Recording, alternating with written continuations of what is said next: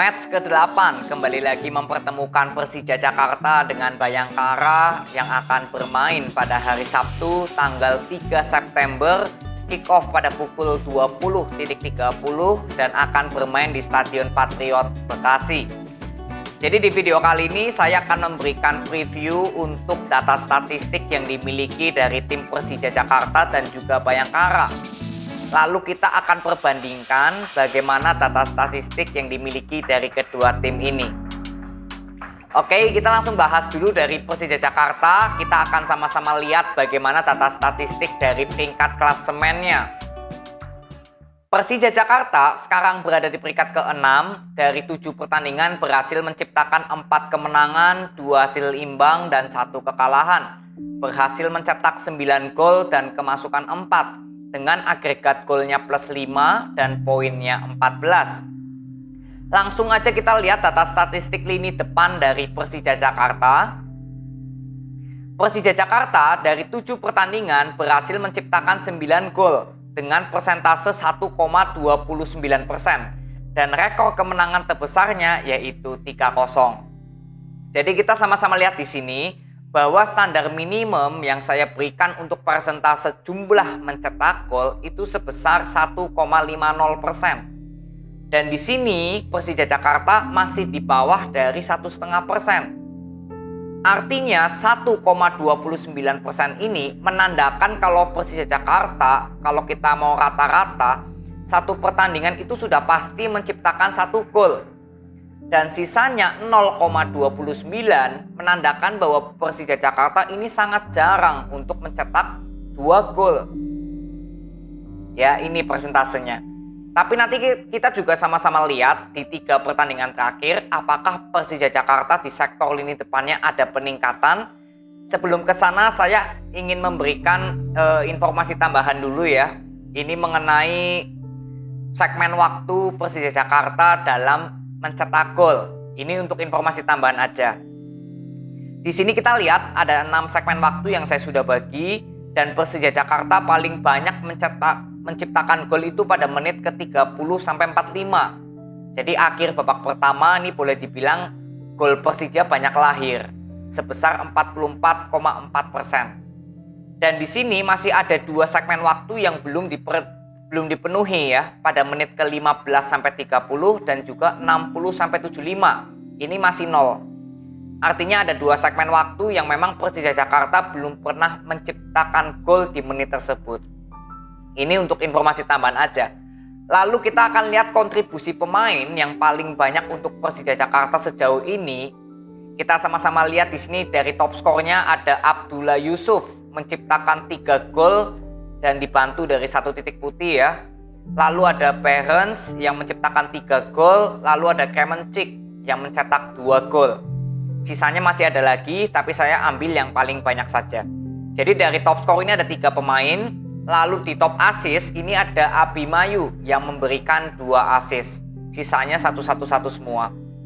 Di sini berarti Persija Jakarta memiliki 4 pemain yang paling banyak memberikan kontribusi dari assist dan juga top score. Ini untuk informasi tambahan saja. Setelah itu kita langsung lihat bagaimana statistik lini belakang dari Persija Jakarta. Setelah tadi kita sudah bahas lini depannya. Persija Jakarta dari 7 pertandingan ini kemasukan 4 dengan persentase rata-ratanya 0,57% dan rekor kekalahan terbesarnya hanya 0-1. Di sini kita lihat bahwa standar maksimum yang saya berikan untuk persentase jumlah kemasukan gol sebesar 0,80%. Dan di sini Persija Jakarta sudah di bawah dari standar yang saya berikan. Artinya lini belakang dari Persija Jakarta ini sangat bagus, sangat baik. Karena menandakan bahwa kalau Persija Jakarta dari persentase 0,57% artinya sering mengalami clean sheet. Dan di sini tercatat Persija Jakarta sudah menerima 3 kali clean sheet. Makanya lini belakang dari Persija Jakarta di data statistiknya cukup bagus. Lalu kita lihat bagaimana di 3 pertandingan terakhir, terutama di sektor lini depannya ya. Tadi masih inkonsisten apakah di 3 pertandingan terakhir sudah ada peningkatan. Lalu di lini belakangnya ini sudah cukup bagus. Apakah tetap konsisten? Kita sama-sama lihat Persija Jakarta di 3 pertandingan terakhir. Persija Jakarta kemarin menang 0-1 dari tuan rumah Arema Malang, lalu menang 1-0 dari Persita Tangerang, lalu menang 0-3 dari tim tuan rumah Rans Nusantara. Jadi dalam 3 pertandingan terakhir, Persija Jakarta mengalami win streak tanpa terkalahkan dan juga tanpa hasil imbang. Menciptakan 5 gol dan tanpa kemasukan alias clean sheet. Dengan persentase jumlah mencetak golnya sebesar 1,66% dan persentase kemasukan golnya sebesar 0,00%. Jadi kita lihat di sini bahwa lini depan dari Persija Jakarta dari 3 pertandingan terakhir, jika kita bandingkan dari 7 pertandingan tadi, memang terlihat jelas bahwa sektor lini depan dari Persija Jakarta ini ada peningkatan karena sudah melebihi dari standar yang saya sudah berikan tadi, 1,5%. Artinya lini depan dari Persija Jakarta ini cukup bagus, ada peningkatan, ada progres yang menuju ke data yang bagus. Lalu di lini belakangnya, ini 3 pertandingan terakhir tanpa kemasukan. Jadi kalau kita bandingkan dari 7 pertandingan secara keseluruhan tadi, memang Persija Jakarta di sektor lini belakangnya ini konsisten, terus memberikan hasil yang positif di sektor lini belakangnya. Jadi kesimpulannya untuk Persija Jakarta, di sektor lini depannya ini sudah bagus, ada peningkatan, dan juga di sektor lini belakangnya juga sama, ada peningkatan dan juga konsisten ya, terus memberikan data yang bagus baik di 7 pertandingan secara keseluruhan tadi dan juga di 3 pertandingan terakhir tanpa kemasukan. Jadi ini untuk Persija Jakarta. Lalu kita langsung lihat bagaimana dengan Bayangkara yang berstatus sebagai tim tamu ya nanti. Kita langsung bahas dulu Bayangkara dari data klasemennya. Bayangkara sekarang berada di peringkat ke-12 dari 7 pertandingan, berhasil menciptakan 2 kemenangan, 2 hasil imbang, dan 3 kekalahan. Berhasil mencetak 7 gol dan kemasukan 9 dengan agregat golnya -2 dan poinnya 8. Langsung kita lihat bagaimana statistik lini depan dari Bayangkara. Bayangkara dari 7 pertandingan ini berhasil menciptakan 7 gol dengan persentase rata-ratanya 1,00%. Dan rekor kemenangan terbesarnya hanyalah 1-0. Jadi kita lihat di sini bahwa standar minimum yang saya berikan untuk power mencetak gol ya, persentasenya itu 1,5%. Dan di sini Bayangkara hanya 1,00%. Artinya bahwa Bayangkara ini masih bergulit di masalah mencetak gol. Karena kalau kita mau bagi rata-rata sepertandingan, itu Bayangkara sudah pasti menciptakan 1 gol. Tanpa ada melebihi dari jumlah 1 gol. Makanya masih bergulit di masalah mencetak gol. Ini untuk Bayangkara. Tapi nanti kita lihat di 3 pertandingan terakhir, apakah Bayangkara ada peningkatan nggak di sektor lini depannya. Karena ini jelas masih bergulit di masalah mencetak gol. Lalu kita lihat segmen waktu yang saya sudah berikan untuk Bayangkara mencetak gol. Kita tampilkan di sini. Di sini Bayangkara paling banyak menciptakan gol pada menit ke-30 sampai 45 dan juga 75 sampai 90 ya. Itu sebesar 42,9%. Dan dari 6 segmen waktu yang saya sudah bagi, terlihat ada 3 yang masih 0%. Artinya masih ada 3 segmen waktu di mana Bayangkara belum pernah mencetak gol di menit tersebut. Ini berkaitan juga atau berhubungan juga dengan statistik lini depan tadi yang terlihat memang sangat minim untuk menciptakan gol. Tapi ini untuk informasi tambahan aja. Lalu kita next lihat pemain yang paling banyak berkontribusi untuk Bayangkara sejauh ini ada siapa? Di top skor ada nama Yosef Ejezari yang mencetak 4 gol dibantu dari 1 titik putih ya. Lalu sisanya 1-1-1. Jadi saya ambil yang paling banyak yaitu ada Ejezari. Lalu di top asisnya ini ada Hargianto yang memberikan 3 asis. Sisanya 1-1-1 semua. Artinya kontribusi pemain dari Bayangkara ini hanya ada EJ dan juga Hargianto. Masing-masing menjadi top skor dan juga top asis. Jadi ini masih sangat minim ya. Hanya ada 2 pemain yang paling berpengaruh atau berkontribusi sejauh ini untuk Bayangkara dalam segi assist dan juga top skornya. Lalu kita lihat di statistik lini belakangnya dari Bayangkara bagaimana. Setelah tadi kita sudah lihat statistik lini depannya, Bayangkara dari 7 pertandingan ini kemasukan 9 gol dengan persentase rata-ratanya 1,29% dan rekor kekalahan terbesarnya yaitu 0-2. Jadi kita lihat di sini bahwa standar maksimum yang saya berikan untuk persentase jumlah kemasukan gol sebesar 0,80%. Dan di sini Bayangkara sudah di atas dari standar yang saya berikan. Artinya pertahanan dari Bayangkara ini kurang bagus, kurang baik. Karena kalau kita mau rata-rata, satu pertandingan Bayangkara sudah pasti kemasukan 1. Dan sisanya 0,29 menandakan juga Bayangkara juga pernah kemasukan lebih dari 1 ya. Kekalahan terbesarnya aja 0-2. Jadi artinya sektor lini belakang dari Bayangkara ini juga cukup kurang baik. Ditambah sektor lini depannya tadi lebih kecil jumlah mencetak golnya dibandingkan jumlah kemasukannya. Ini ya, jadi sektor lini belakang dari Bayangkara di 7 pertandingan kurang bagus. Tapi kita sama-sama lihat di 3 pertandingan terakhir apakah Bayangkara di kedua sektornya ada peningkatan, karena sama-sama sudah boleh dibilang di lini depannya masih kurang tajam, di lini belakangnya juga masih kurang bagus. Kita sama-sama lihat di 3 pertandingan terakhir.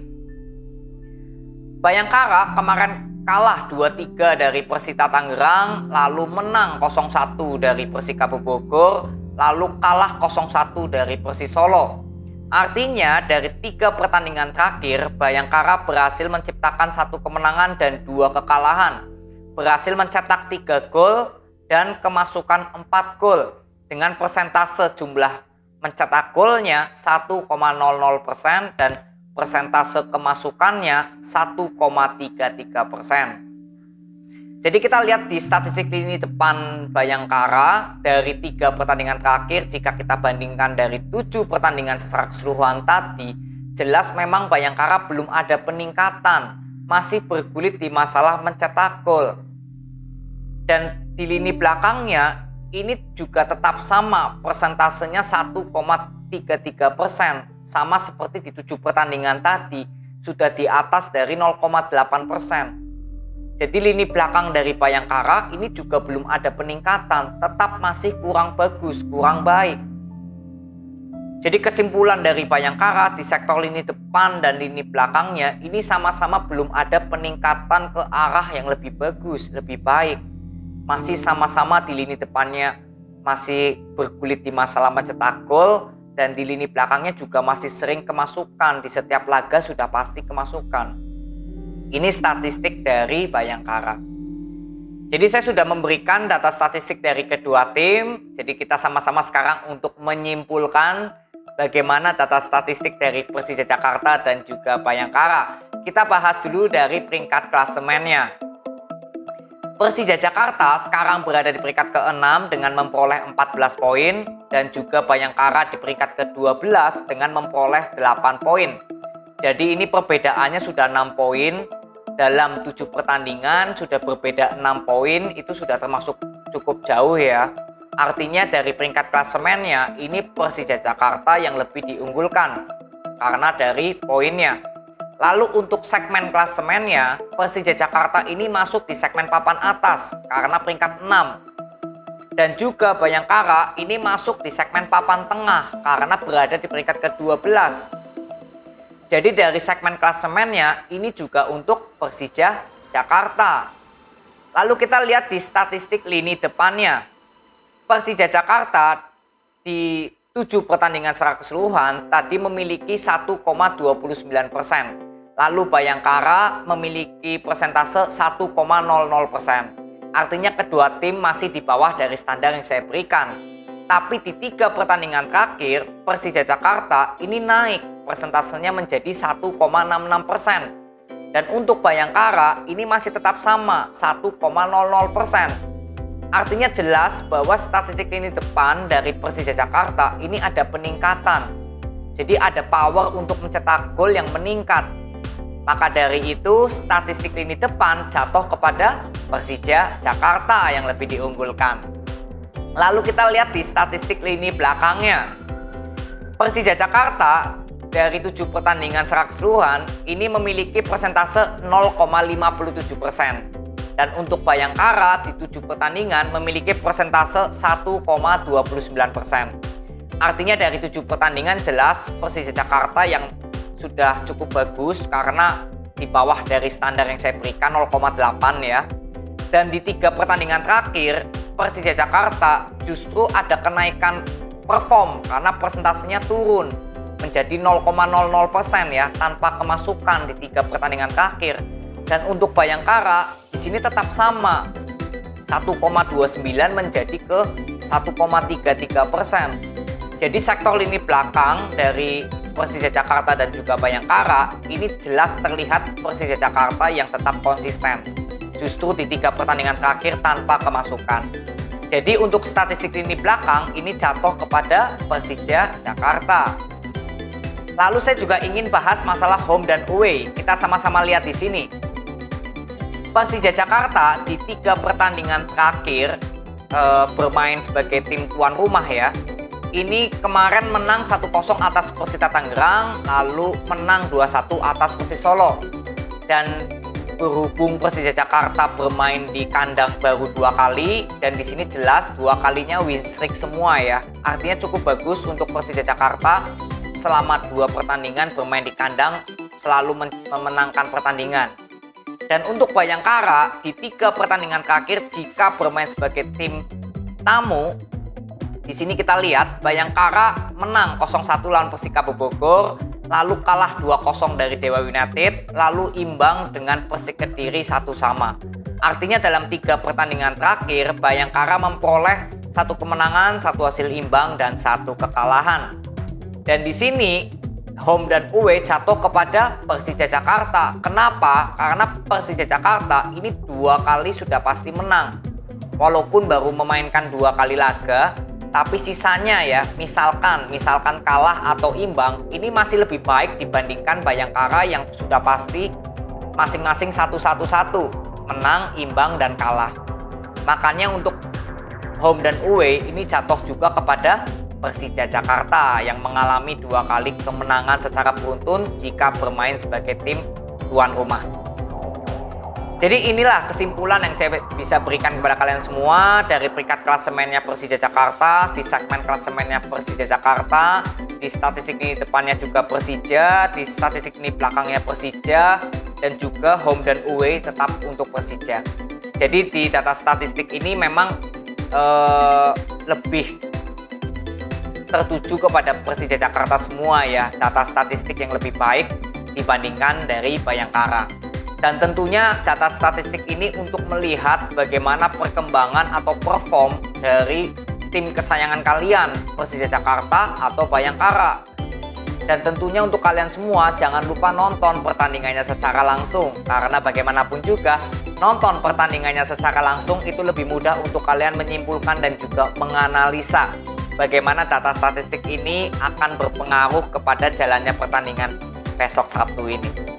Jadi ini aja video yang saya bisa bagikan pada kalian. Terima kasih yang sudah nonton sampai akhir. Respect buat kalian. Nanti kita ketemu di video berikutnya. See you.